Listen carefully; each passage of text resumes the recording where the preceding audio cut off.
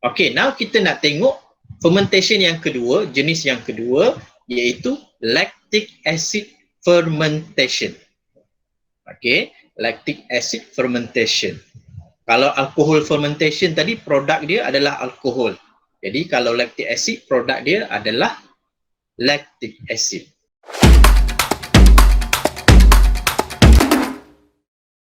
So lactic acid fermentation also incomplete breakdown of glucose. Juga penguraian glukosa yang tidak lengkap. Sama juga macam alcohol fermentation. Cuma produk dia berbeza. Okay. Kalau alcohol fermentation, dia ada 3 benda yang terhasil. Yang pertama, dia hasilkan apa? Etanol. Etanol. Yang kedua? Carbon dioxide. Carbon dioxide. Yang ketiga? Energy. Okay, correct. Jadi, untuk lactic acid, dia hanya menghasilkan 2 produk sahaja. It will produce lactic acid dan juga energy. Okay. So, glucose, dia breakdown kepada lactic acid dan dia menghasilkan energi sebanyak 150 kilojoule.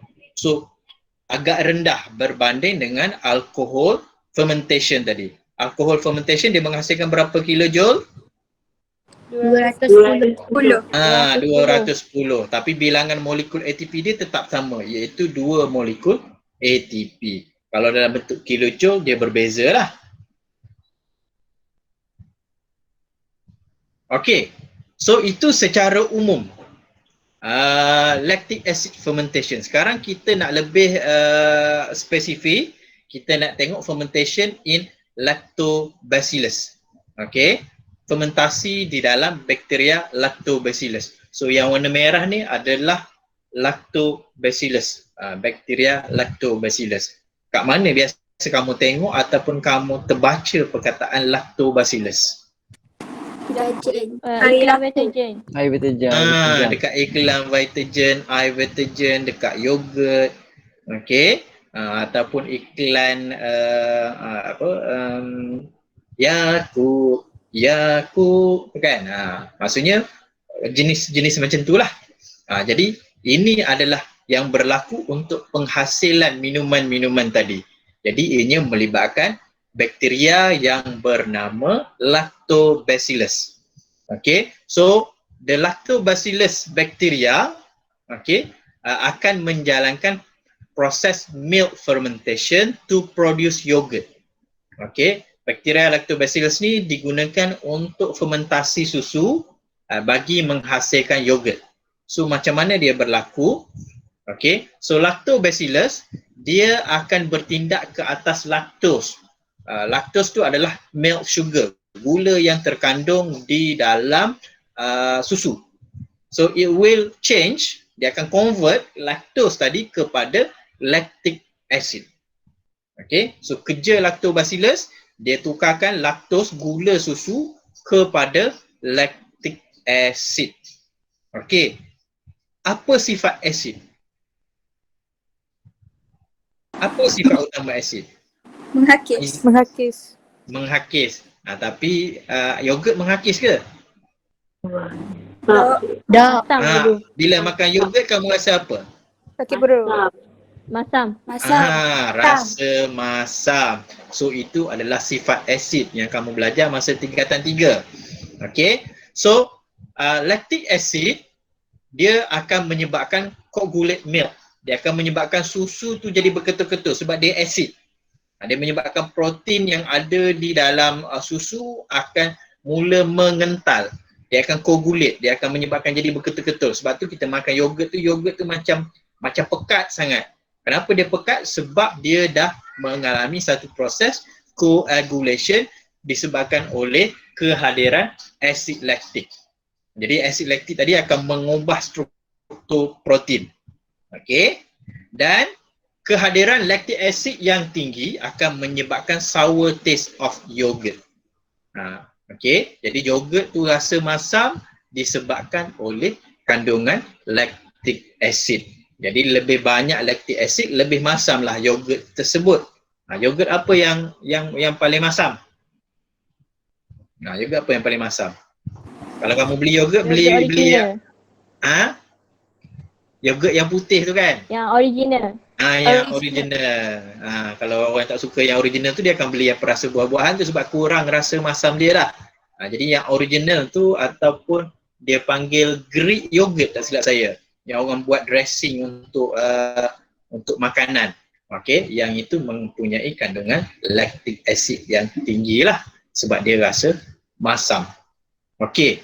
So kalau dalam lactobacillus dia menghasilkan lactic acid, okey, dan lactic acid tu menyebabkan coagulation, menyebabkan susu menjadi kental, menjadi berketul-ketul. Okey, jadi terhasillah yogurt. Okey, fermentation lactic acid yang kedua, lactic acid fermentation yang kedua berlaku dalam human muscle, berlaku dalam otot manusia. Okey. So, kalau tengok gambar kat sebelah saya ni, dia tengah buat apa? Berlari cikgu, berlari. Lari. Adakah berlari biasa-biasa tu? Tak. Lagi pecut, laju. Lagi pecut. Vigorous activity. Maksudnya, bila kita berlari pecut, sprinting, kita memerlukan tenaga yang banyak. Bukannya berlari-lari anak, lagi jogging macam biasa tu. Maksudnya berlari dengan sepenuh tenaga, memerlukan sejumlah tenaga yang banyak. Okey. So, kita nak tengok fermentation in human muscle. Okay. So, fermentation in human muscle occurs during vigorous exercise ataupun vigorous activity. For example, 100 meter sprint. Okay. Swimming dan sebagainya lah. Semua aktiviti yang lasak. Okay. Menggunakan muscle yang banyak. Okay. So, semasa kita menjalankan vigorous activity, oxygen need to be transported fast enough to the muscle for rapid cell respiration. Jadi bila kita menjalankan aktiviti cergas tu, oksigen perlu diangkut dengan secepat mungkin ke anggota badan yang mempunyai masa yang terlibat dalam pergerakan tersebut. Kalau berlari, otot kaki lah, untuk menghasilkan tenaga yang secukupnya melalui proses cell respiration. So, apa yang berlaku? It will enable the release of sufficient energy for the vigorous cell activity. Jadi bila dihantar dengan secepat mungkin tadi, banyak tenaga dapat dihasilkan. Okay, and then at the same time, the breathing rate and heart rate are increased. Kadar pernafasan kita pun akan bertambah dan juga degupan jantung pun akan jadi laju. Sebab apa? Sebab kita bernafas dengan laju untuk dapatkan oksigen dengan banyak. Jantung kita berdegup adalah untuk menghantar more oxygen quickly to the muscle. Okay, quickly to the muscle for rapid muscular contraction. Jadi kalau kita berlari pada kelajuan yang tinggi, dua perkara itu akan berlaku sebab nak supply sebanyak mungkin tenaga, kepada muscle. And then still insufficient, masih lagi tak cukup. So our muscle, body muscle will have to carry out an aerobic respiration to release energy. Sebab biasanya semasa kita berlari dengan laju, kita tak akan bernafas dengan laju. Kita akan tahan nafas, lepas tu kita hembus. Bukannya dia tak ada orang berlari laju dengan nafas yang laju sebab dia akan mengganggu pace, melainkan kamu jogging. Jadi oksigen yang diperolehi itu insufficient, tak mencukupi untuk otot-otot kaki menghasilkan sejumlah tenaga yang banyak. Jadi otot human muscle ni akan memilih untuk menjalankan anaerobic respiration. Sebab apa? Sebab the rate of oxygen use exceed the oxygen supply. Jumlah oksigen yang digunakan oleh otot-otot tadi melebihi jumlah oksigen yang diperlukan, yang disupply, yang diberikan. Maksudnya dah jadi negatif lah, tak cukup by the blood circulatory system. And then apa yang berlaku adalah proses fermentation. Di mana glucose will be broken down into lactic acid. Kalau kita tengok jumlah karbon pada glukos adalah C6H12O6. Bila dia jadi lactic acid, dia dah potong jadi separuh, C3 C3H6O3, C3H6O3. Jadi dia pecahkan lactic acid tadi kepada 2 molekul. Dan pemutusan tu akan menghasilkan 2 molecule of ATP equal to 150 kJ bersamaan dengan 150 kJ tenaga. Okey. So apa yang berlaku lepas kita berlari? Lepas berlari laju 1 meter tu apa yang berlaku? Kalau kamu berlari laju. Tak cukup nafas. Cramp aku, cramp. Tak cukup nafas. Tengok gambar ni, dia termengah-mengah kan. Bila kita berlari laju tu, bila kita berhenti je, kita akan termengah-mengah. Tadi ada Arif ke jawab cramp. Cramp pun adalah salah satu daripada kesan dia. Okay, so kenapa cramp tadi berlaku? Sebab lactic acid accumulates in the muscle causing muscular ache.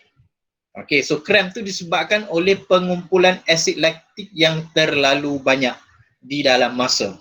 Jadi dia akan menyebabkan cramp. So macam mana nak kurangkan cramp tadi? Okay, so keadaan ini dinamakan sebagai oxygen debt, hutang oksigen. Sebab apa dia hutang oksigen? Oksigen yang digunakan lebih banyak daripada oksigen yang disupply. Okay, so an oxygen debt, which is oxygen deficiency, ketidakcukupan oksigen, incurred because the maximum rate of oxygen used is less than the oxygen supply. Jadi keadaan lactic acid yang berkumpul dan juga cramp tadi adalah disebabkan oleh berlaku hutang oksigen. Kita berhutang oksigen. So bila kita bayar hutang oksigen tersebut? Macam mana kita bayar? Bila kita nafas banyak, cikgu. Bila kita bernafas secara tercungap-cungap. Lepas kita berlari tu, maksudnya hutang tu tidak dibawa sampai mati. Maksudnya hutang tu terus dibayar. Bayar cash terus. Lepas kita berlari tu, masa kita berlari tu kita berhutang sebenarnya. Bila kita berhenti, kita bernafas tercungap-cungap, macam orang ni, dia berhenti. Okey, itu maksudnya dia sedang pay off. Okay, so oxygen is pay off by rapid breathing, continues after the vigorous activity to obtain sufficient oxygen. Untuk mendapatkan oksigen yang mencukupi. So oksigen tadi akan digunakan untuk break down the lactic acid yang ada 2 molekul lactic acid tadi, break down kepada carbon dioxide, water and energy. Okay. So persamaan dia, lactic acid, dengan kehadiran oksigen semasa kita bernafas secara tercungap-cungap, ia akan menghasilkan gas karbon dioksida, air dan juga tenaga. So lama-kelamaan rasa cramp ataupun muscular ache tadi akan berkurangan disebabkan oleh lactic acid semakin hilang sebab dah ditukarkan sepenuhnya kepada karbon dioksida melalui proses pernafasan yang laju tadi untuk pay off. Okay. So dah selesai tentang proses fermentation. Ada 4. Okay. Yang pertama alcohol fermentation, yang keduanya adalah lactic acid fermentation. Okay. Setiap satu tu ada 2 jenis organism yang terlibat. Okay. Sekarang kita nak tengok similarities. Okey, persamaan dia. Ini yang terdapat dalam buku teks. Yang terdapat dalam buku teks. Okey, similarities between aerobic respiration dan juga fermentation. Kita nak buat comparison. Ini learning outcomes yang ketiga. Okey, kita nak tengok perbandingan ataupun persamaan antara respirasi aerobik dan juga fermentasi. Okey, so yang pertama dia sama-sama melibatkan glukosa. Okey, breakdown process of glucose, proses penguraian glukosa untuk menghasilkan tenaga. Okey, yang keduanya chemical energy yang dihasilkan adalah dalam bentuk ATP, in a form of ATP. Okey, and then the process, prosesnya berlaku dekat cytoplasma. Dua-dua aerobic respiration pun bermula dalam cytoplasm, iaitu proses glycolysis. Okey. Kemudian yang keempatnya adalah occurs in yeast, bacteria, animals and plant. Jadi kedua-dua proses aerobic respiration dan juga fermentation berlaku dalam organisma yang kita bincangkan tadi. Ada 4 tadi. Dalam yeast, dalam bakteria, lactobacillus tadi, dalam animals, manusia tu muscle cell, dan juga dalam plant, pokok padi. Jadi keempat-empat organisma ini menjalankan aerobic respiration juga. Dalam masa yang sama dia menjalankan fermentation. Okey, dan yang terakhir adalah the process begin with glycolysis when glucose is converted to pyruvate. Apabila glukos tu ditukarkan kepada pyruvate. Maksudnya dia kena menjalani glycolysis dulu. Dua-dua. Sama ada aerobic respiration ataupun fermentation.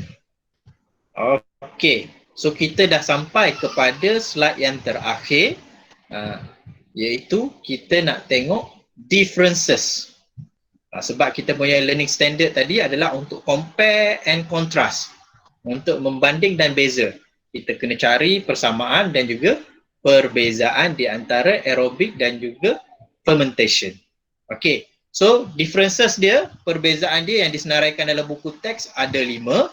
Okey. Yang pertamanya adalah dari segi breakdown of glucose, aspek dia. Sama ada complete ataupun tidak complete.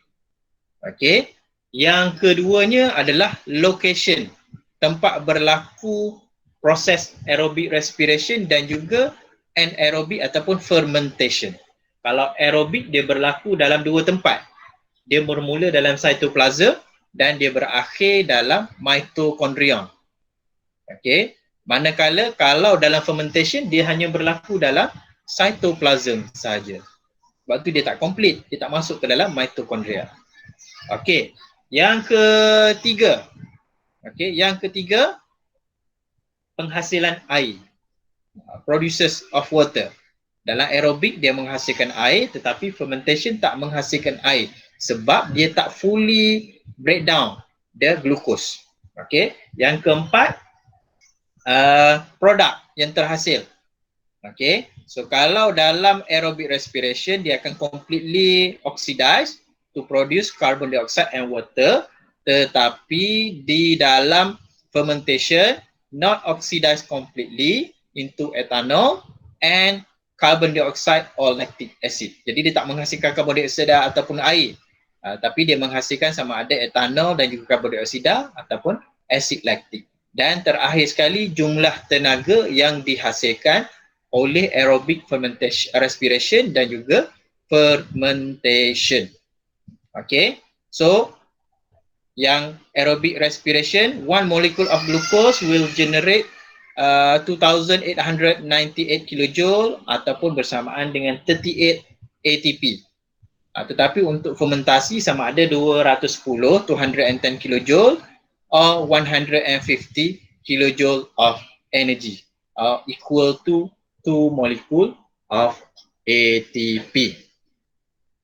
Okay, so itu adalah perbandingan dan juga persamaan di antara fermentasi dan juga aerobic respiration. Okay, so itu saja untuk subtopik ini.